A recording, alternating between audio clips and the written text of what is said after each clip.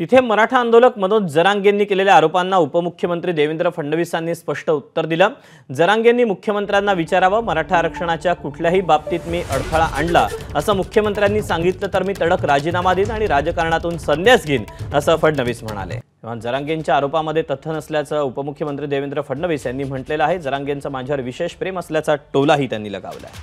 शिंदे साहेबांना पूर्ण पाठिंबा आणि पाठबळ माझं आहे, त्यामुळे या प्रश्नाचं उत्तर माझं मत असं आहे की त्यांनी शिंदे साहेबांना विचारावं आणि मुख्यमंत्री एकनाथराव शिंदेजींनी जर असं म्हटलं की मराठा आरक्षणाकरता कुठलाही निर्णय घ्यायचा त्यांनी प्रयत्न केला आणि तो प्रयत्न मी थांबवला तर त्या क्षणी माझ्या पदाचाही राजीनामा देईल आणि राजकारणातून देखील निवृत्त होईल। जाणीवपूर्वक नरेटिव्ह तयार करण्याचा प्रयत्न अतिशय अयोग्य आहे।